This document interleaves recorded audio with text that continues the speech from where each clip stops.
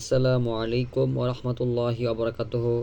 সম্মানিত আমার প্রিয় নাজরিন, কেমন আছেন আপনারা সবাই? দোয়া করি এবং আশা করি আল্লাহ তাআলার অশেষ রহমতে অনেক অনেক ভালো আছে। আমি আপনাদের দোয়ার বরকতে অনেক অনেক ভালো আছি।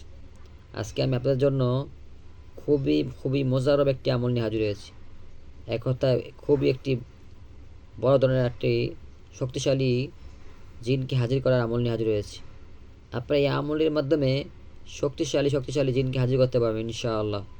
কোরআনি আমল এবং খুবই বুজুর্গ একটি আমল। এই আমলটির মাধ্যমে আপনারা যে কোনো জিনাতকে রোগী শরীরে হাজির করতে পারবেন, যেটা শরীরে আসে। ইনশাআল্লাহ আপনারা খুবই সফলতার সাথে কাজটি করতে পারবেন, জিন হাজির করতে পারবেন। এই জন্য ভিডিওটি পুরো দেখবেন, ইনশাআল্লাহ আপনারা লাভবান হবেন। আপনারা কি করবেন, যখন আপনারা জিন হাজির করতে চান, এই জন্য আপনারা এই আমলটি আগে করে নেবেন।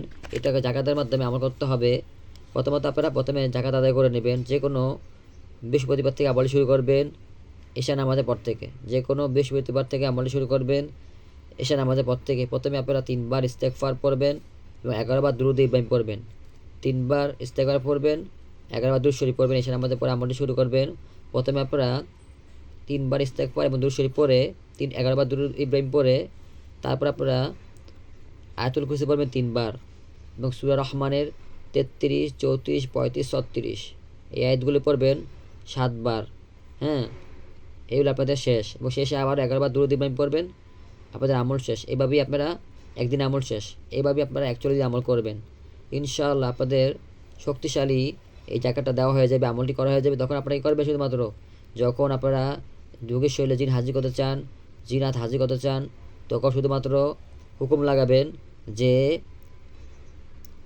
হে সূরাতুর রহমানের বরকতে, আল্লাহ তাআলা পবিত্র কালামের বরকতে তোমরা জিনাতগণ যারা এই রোগী কষ্ট দাও, পৃথিবীর যে থাকো না কেন, খুব দ্রুত এসে এই রোগীর শরীরে হাজির হও, এ কথাটা বলে হ্যাঁ তারপর আপনারা কী করবেন, শুধুমাত্র সূরা রহমানের 33, 34, 35, 36 যেটার আপনি জাকাত দিয়েছেন এই আয়াতগুলো পড়ে থাকবেন এবং হুকুম লাগাবেন, বারবার বলবেন, হাজির হতে ইনশা দেখবেন এই জিন যত দূরই হোক না কেন, থাকুক না কেন এবং শক্তিশালী হোক না কেন, সেই রোগীর শরীরে হাসতে বাধ্য। ইনশাআল্লাহ এই আমলটি করার করতে অল্প সময়ের ভিতরেই জিন হাজির হয়ে যাবে আপনার আমল করার মাধ্যমে।